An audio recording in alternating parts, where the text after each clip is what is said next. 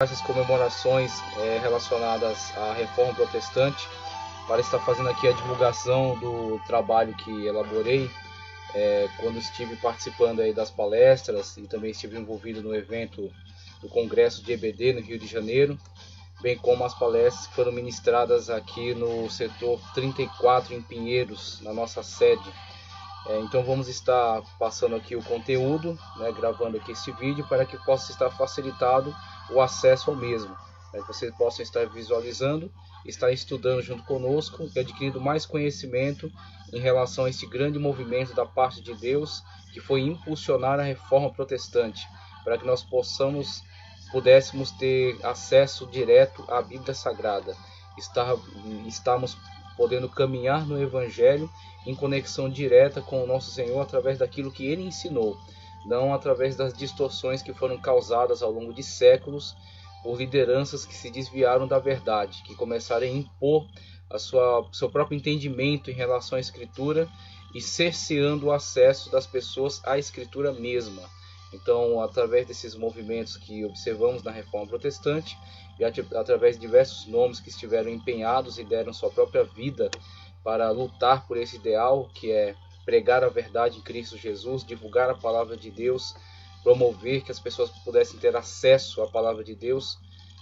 podemos ver esses grandes contribuintes e o apelo à igreja da atualidade para também estar engajada no mesmo propósito, para também se levantar sobre a terra para pregar a verdade em Cristo Jesus, para pregar a palavra de Deus na íntegra, tá ok? Damos início então à leitura do conteúdo do livro A Reforma, Reconstrução do Templo de Deus, o anúncio do Evangelho, sua proclamação, deturpação e retorno à origem por meio da Reforma. Professor José Edmilson Júnior, vamos seguir.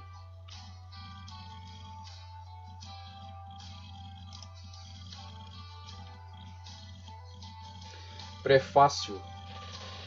Este livro é fruto de um importante evento ocorrido em outubro de 2017 na Assembleia de Deus, Belém, sede regional de Pinheiros, sob a direção do pastor Paulo Moraes, do qual participaram importantes nomes do ensino teológico da atualidade, tais como Ezequias Soares, Hernandes Dias Lopes e Caramuru Afonso Francisco, que nos premiaram com profundas exposições acerca dos temas relacionados, bem como o nosso pastor Adelício, que é coordenador aqui da área teológica do setor 34 de Pinheiros, e também esteve envolvido irmão Jefferson, que era nosso regente e agora está fazendo a obra de Deus na Bolívia, e também contribuições maravilhosas desses servos e servas de Deus que se engajaram na propagação desse conhecimento, e assim podemos nos enriquecer e estar agora divulgando de uma forma mais ampla este conteúdo, este conhecimento. Também tivemos a oportunidade maravilhosa de participar do 9º Congresso de EBD, realizado no Rio de Janeiro, onde tivemos contato com outros importantes mestres do ensino bíblico e teológico de nossa igreja, o que me impulsionou a almejar por condensar nestas páginas um pouco do conhecimento adquirido nessas palestras e congresso, além de pesquisas em importante material adquirido, a fim de poder orientar-se bem no assunto. Assim é que nasce este trabalho, que não como uma exposição vasta acerca deste importante tema, mas sim como um olhar investigativo sobre uma breve história do desenvolvimento da fé, formação do cristianismo institucionalizado e seu posterior declínio, bem como os diferentes participantes individuais e grupais no importante movimento da reforma da Igreja para retorno à base do Evangelho.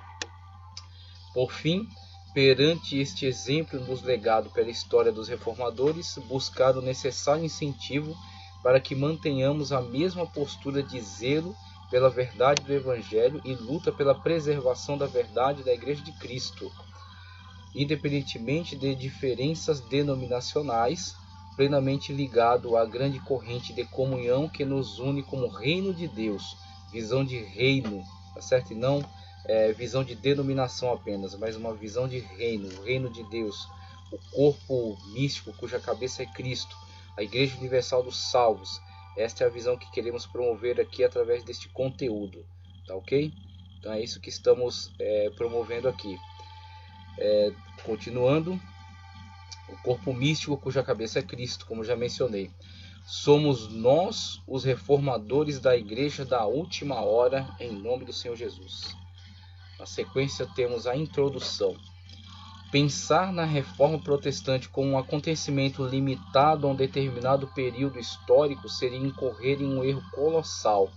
uma vez que falar acerca da reforma requer a priori a devida compreensão acerca do dinamismo e da premência em relação à atitude de constante retorno aos fundamentos da fé cristã, que é o verdadeiro espírito motivador da reforma,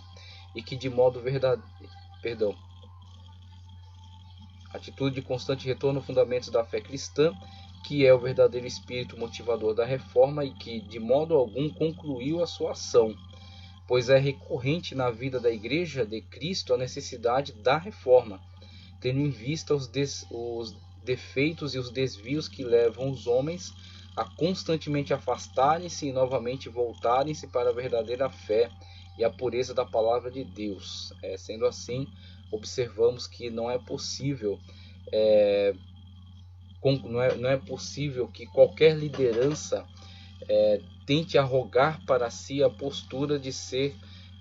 ter o entendimento final ou de ser o representante máximo. Temos que sempre desconfiar desses que se colocam como centro, que se colocam acima dos demais, e temos sempre que retornar à fonte que é Cristo, retornar à palavra de Deus. Estamos assim sempre num processo de renovação por meio da palavra de Deus, desconstruindo as ideias humanas que tentam se impor, desconstruindo muitas atitudes de lideranças arrogantes que tentam se colocar como o ápice, o pináculo da perfeição, e assim sempre instituir a verdade de Cristo acima de todos, e Cristo como centro da liderança máxima, não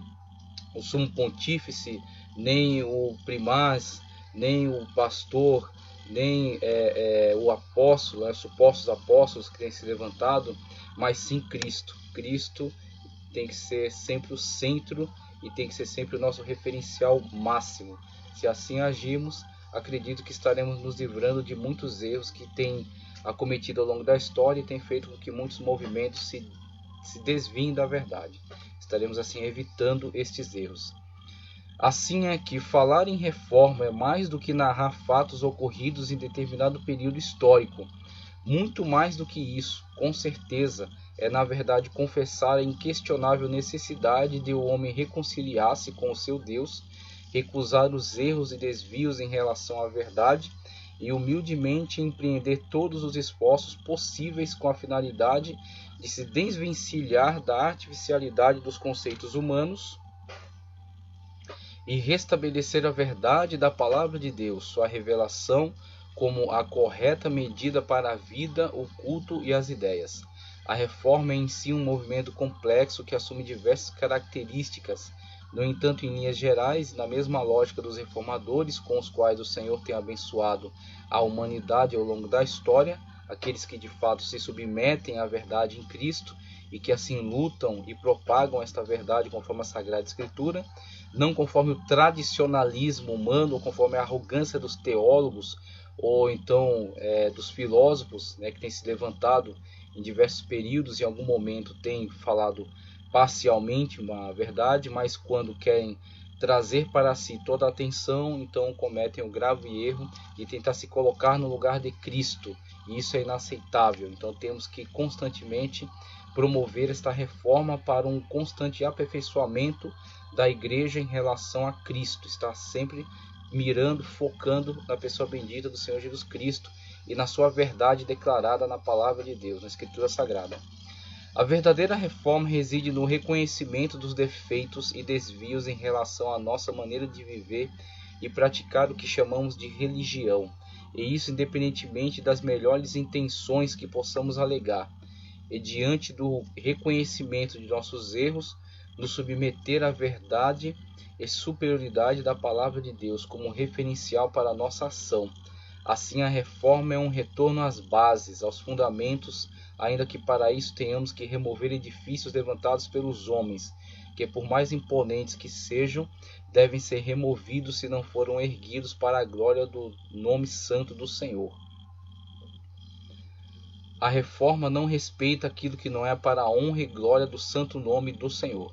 E se algum movimento que pretende se chamar reforma não tiver a glória do Senhor e a proeminência de sua santa palavra como objetivos centrais, tal movimento não é digno de chamar-se reforma,